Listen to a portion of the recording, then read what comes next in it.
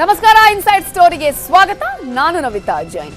ಕೈನಲ್ಲಿ ದಳ ಮಳ, ಕಮಲ ಕಿಲಕಿಲ, ಪಾಸ್ ಆಗುತ್ತಾ ಟಗರು ಲೆಕ್ಕ, ಬಾಗಿಲು ಬಡಿದ್ರೆ ಸಿಗುತ್ತಾ ಬೆಂಬಲ, ಇಬ್ಬರ ಜಗಳ ಕಮಲಕ್ಕೆ ಲಾಭಾನ, ಕೈ ಪಕ್ಷನಿಷ್ಠರು ಬಂಡೆದ್ದಿರೋದು ಯಾಕೆ, ಅಡ್ಡ ದಾರಿ ಹಿಡಿಯೋ ಶಾಸಕರಷ್ಟು, ರಾಜ್ಯಸಭೆ ರಣ ರಾಜಕೀಯ ಇದೇ ಹೊತ್ತಿನ ಇನ್ಸೈಡ್ ಸ್ಟೋರಿ.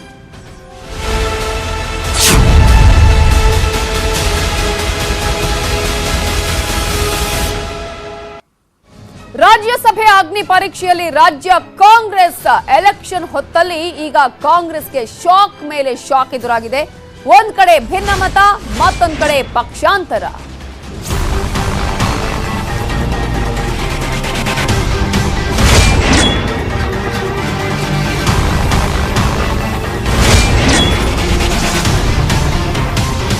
ಪಕ್ಷದ ವಕ್ತಾರರಾಗಿದ್ದ ಬ್ರಿಜೇಶ್ ಕಾಳಪ್ಪ ಕಾಂಗ್ರೆಸ್ಗೆ ಗುಡ್ ಬೈ ಹೇಳಿದ್ದಾರೆ. ಪರಿಷತ್ ಟಿಕೆಟ್ ಸಿಗದಿದ್ದಕ್ಕೆ ಸಿಡಿದೆದ್ದು ರಾಜೀನಾಮೆ ಅಂತ ಹೇಳಲಾಗ್ತಾ ಇದೆ. ಭಾವನಾತ್ಮಕವಾಗಿ ಸೋನಿಯಾ ಗಾಂಧಿ ಅವರಿಗೆ ಪತ್ರವನ್ನ ಬರೆದು ತಮ್ಮ ರಾಜೀನಾಮೆಯನ್ನ ಸಲ್ಲಿಸಿದ್ದಾರೆ. ಈಗಾಗಲೇ ನಿಮಗೆ ಗೊತ್ತಿದೆ, ಕಾಂಗ್ರೆಸ್ನಲ್ಲಿ 3 ನಾಯಕರು ಪಕ್ಷದ ವಿರುದ್ಧ ಅಸಮಾಧಾನವನ್ನ ಹೊರಹಾಕಿದ್ದಾರೆ, ಸಿಡಿದೆದ್ದಿದ್ದಾರೆ. ಕವಿತಾ ರೆಡ್ಡಿ, ವಿಯಾ ಸುದರ್ಶನ್, ಎಂಡಿ ಲಕ್ಷ್ಮೀನಾರಾಯಣ ಬಹಿರಂಗವಾಗಿಯೇ ಪರಿಷತ್ ಟಿಕೆಟ್ ವಿಚಾರಕ್ಕೆ ಸಂಬಂಧಪಟ್ಟ ಹಾಗೆ ಮಾತನಾಡಿದ್ದಾರೆ. ಕವಿತಾ ರೆಡ್ಡಿ ಅವರಂತೂ ಬಹಿರಂಗವಾಗಿಯೇ ಹೇಳಿಕೆಗಳನ್ನ ಕೊಟ್ಟಿದ್ದಾರೆ. ಇನ್ನು ಪಕ್ಷದ ನಾಯಕರಿಗೆ ಪತ್ರವನ್ನ ಬರೆದಿದ್ದಾರೆ ಎಂಡಿ ಲಕ್ಷ್ಮೀನಾರಾಯಣ ಅವರು ಕೂಡ ಅಸಮಾಧಾನವನ್ನ ಹೊರ ಹಾಕಿದ್ರು, ಒಂದಷ್ಟು ಪ್ರಶ್ನೆಗಳನ್ನ ಕೇಳಿದ್ರು.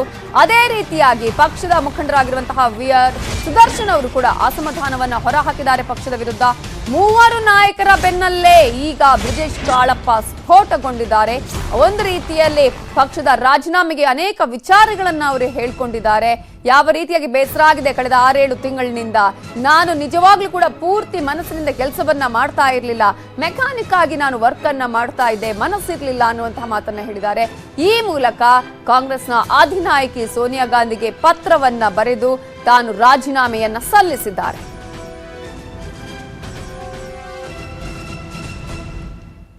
ಕಾಂಗ್ರೆಸ್ಗೆ ತಾನು ರಾಜೀನಾಮೆ ಸಲ್ಲಿಸೋದಿಕ್ಕೂ ಮುನ್ನ ಸೋನಿಯಾ ಗಾಂಧಿಗೆ ಬ್ರಿಜೇಶ್ ಕಾಳಪ್ಪ ಭಾವನಾತ್ಮಕವಾಗಿ ಪತ್ರ ಬರೆದಿದ್ದಾರೆ.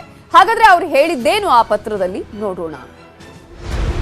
ಪಕ್ಷದಲ್ಲಿ ಸಾಕಷ್ಟು ದೊಡ್ಡ ಮಟ್ಟದ ಅವಕಾಶ ನೀಡಿದ್ದಕ್ಕೆ ನಿಮಗೆ ಧನ್ಯವಾದ. ಇಡೀ ದೇಶಾದ್ಯಂತ ನನ್ನ ಮುಖ ಪರಿಚಯವಾಗಿದೆ ಎಂದರೆ ಅದಕ್ಕೆ ನೀವೇ ಕಾರಣ. ನಿಮಗೆ ನನ್ನ ಧನ್ಯವಾದ. ನನ್ನನ್ನು ಕರ್ನಾಟಕ ಸರ್ಕಾರದ ಲೀಗಲ್ ಅಡ್ವೈಸರ್ ಮಾಡಿ ಕ್ಯಾಬಿನೆಟ್ ದರ್ಜೆಯ ಸಚಿವ ಸ್ಥಾನ ನೀಡಿದ್ದಕ್ಕೂ ಅನಂತ ಧನ್ಯವಾದಗಳು. 2013ರಲ್ಲಿ UPA ಸರ್ಕಾರ ಇದ್ದಾಗಲಿಂದಲೂ ನಾನು ಹಿಂದಿ, ಇಂಗ್ಲಿಷ್, ಕನ್ನಡ ಚಾನೆಲ್ಗಳಲ್ಲಿ ಪಕ್ಷದ ಪ್ರತಿನಿಧಿಯಾಗಿ ಮಾತನಾಡಿದ್ದೇನೆ.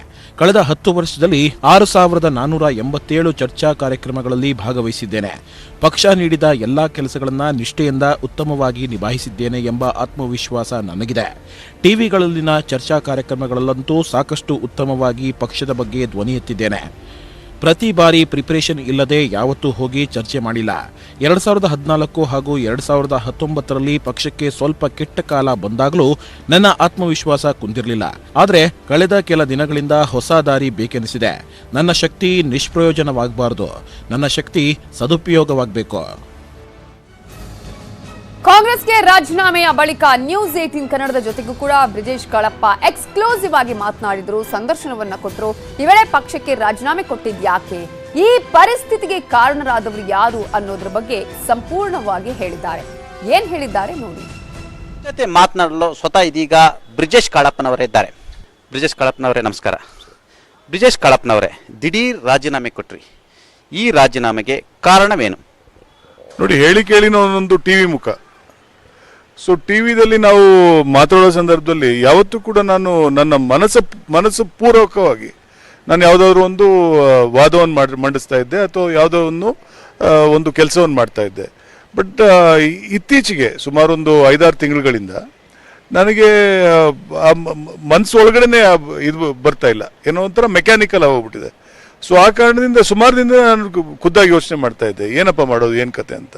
ಸೊ ಹಾಗಾಗಿ ಇಲ್ಲ, ನಾನು ಏನು ಕೆಲಸ ಮಾಡ್ತೀನಿ ಅದರಲ್ಲಿ ನನ್ನ ಮನಸ್ಸು. ಸರ್, ಈಗ 25 ವರ್ಷ ತಾವು ಪಕ್ಷದಲ್ಲಿದ್ದಂಥವ್ರು, 25 ವರ್ಷ ಪಕ್ಷ ತಾವು ಲೀಗಲ್ ಅಡ್ವೈಸರ್ ಆಗಿದ್ದೀವಿ ಗೌರ್ಮೆಂಟ್ ಆಫ್ ಕರ್ನಾಟಕ.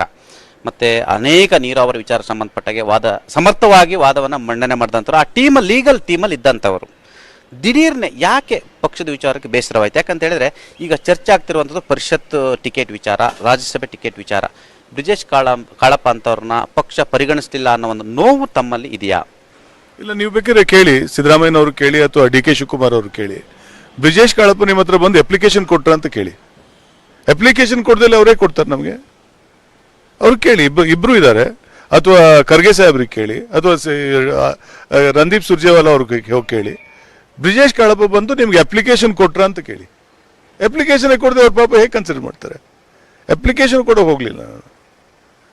ಸರಿಗ ಅಪ್ಲಿಕೇಶನ್ ಕಲ್ಚರ್ ಒಂದು ಕಡೆ, ಅಪ್ಲಿಕೇಶನ್ ಕೊಡದಲ್ಲೇ ಪಕ್ಷಕ್ಕಾಗಿ ದುಡಿಯುವಂಥವ್ರನ್ನ, ಸಂಕಷ್ಟದಲ್ಲಿ ಕೂಡ ಪಕ್ಷವನ್ನು ಡಿಪೆಂಡ್ ಮಾಡುವಂಥವ್ರನ್ನ ಯಾಕೆ ಆಯ್ಕೆ ಮಾಡಬಾರ್ದು? ಆ ಸಿಸ್ಟಮ್ ಇಲ್ವಾ? BJPಯಲ್ಲಿದೆ, ಅದು ರಾಷ್ಟ್ರೀಯ ಪಕ್ಷ. JDSನಲ್ಲೂ ಕೂಡ ಅಂಥವ್ರನ್ನ ಗಮನಿಸ್ತಾರೆ.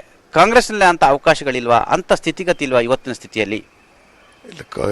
ನನ್ನ ಲೆಕ್ಕದಲ್ಲಿ ಕಾಂಗ್ರೆಸ್ ಪಕ್ಷ ಅಲ್ಲ, BJP ಅಲ್ಲ, ಯಾವ ಪಕ್ಷದಲ್ಲೂ ಅಂತ ಒಂದು ಕಲ್ಚರ್ ಇಲ್ಲ.